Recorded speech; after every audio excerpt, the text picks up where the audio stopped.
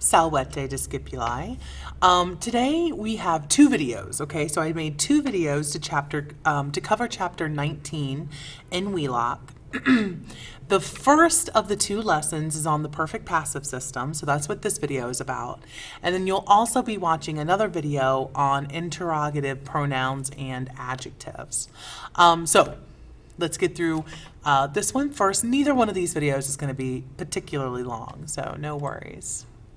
Okay, in the last chapter, you learned how to form the present imperfect and future passive for first and second conjugation verbs. Now we're going to learn those three tenses for the third IO, and fourth in a couple of chapters, not right now.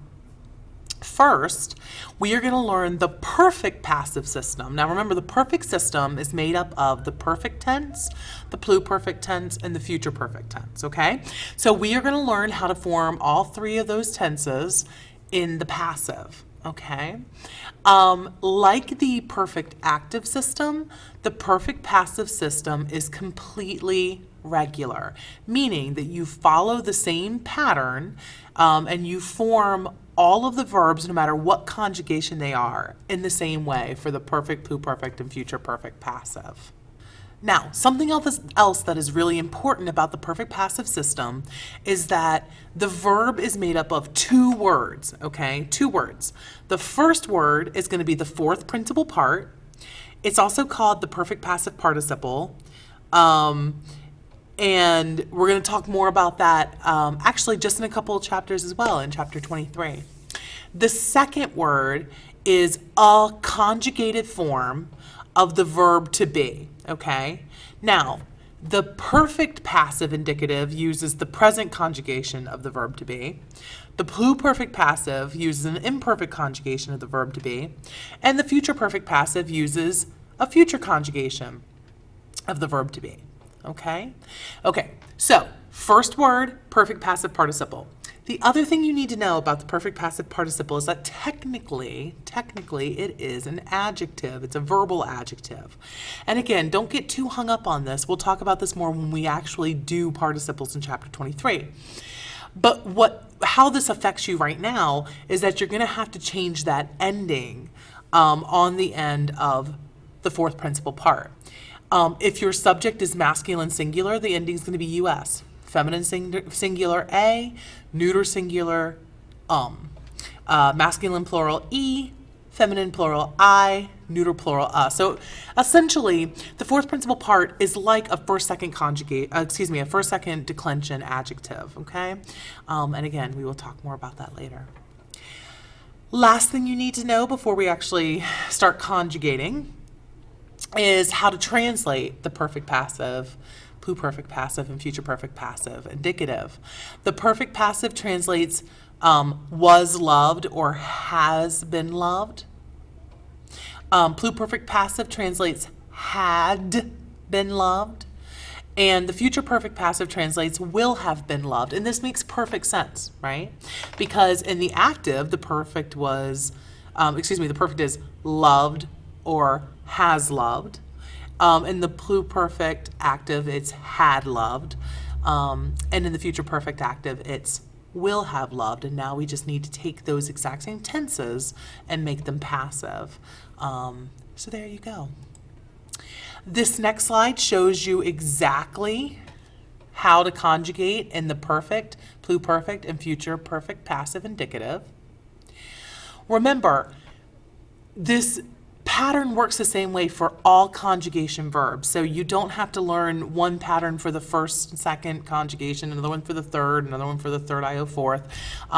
Completely regular, just like the active for the perfect system. So, yay.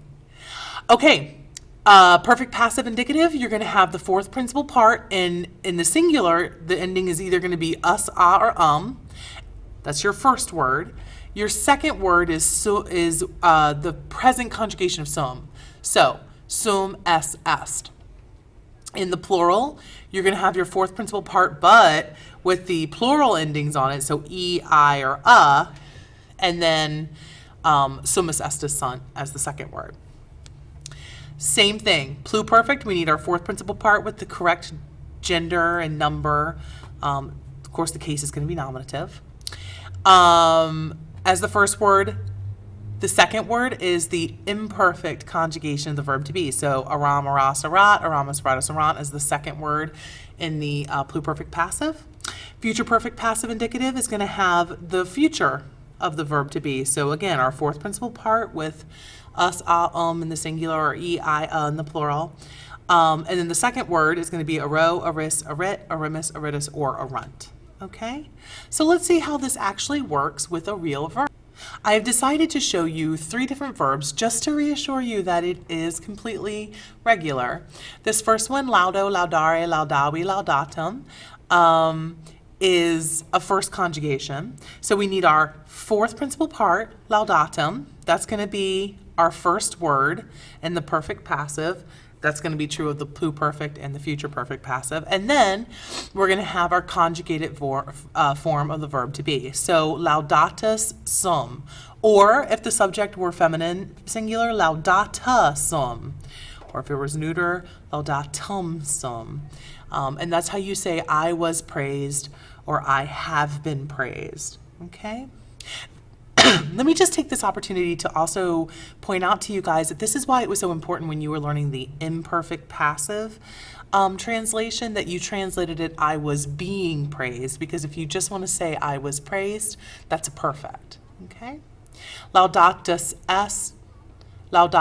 est, so you were praised, he, she, or it was praised. Laudati sumus, laudati estis, laudata sunt. We were praised, y'all were praised, or you were praised. They were praised, okay? Pluperfect passive, again, we still have that same first word, the fourth principal part with the correct ending on it, but instead the imperfect form of the verb to be. So laudatus aram, laudata aras, laudata marat, laudati aramis, laudati aratus, laudata arant. Okay, in the future perfect passive, again, we have our first word being the fourth principal part with the correct ending on it, and then our second word being a conjugated form of the verb to be in the future. So laudatus aro, laudata aris, laudatum arit, laudati arimus, laudati aritus, laudata arunt. What I just did was I actually put each of the genders and numbered endings on the perfect passive participle just to show you that they are interchangeable. They just have to match with the gender and number of the subject. So there you go. I have put together 2 more examples for you. The first one being ago, ago, agere, egi, actum. And again, you can copy down how this works in the perfect passive and pluperfect passive indicative. I don't need to exhaustively go over this because it's going to work the exact same way that the first conjugation, laudo, laudare, does. Same in the future perfect passive. Yes? And then I also gave you a fourth conjugation, again, just to be thorough, just so that you guys can get some practice writing out these charts, which I do expect you to do. And so that you guys can be thorough, okay? And then the future perfect passive here, auditus, ero, etc., etc. Okay, so that's it for this video. Remember, you still have to watch the second one, which is on interrogative pronouns and adjectives. So I will see you then.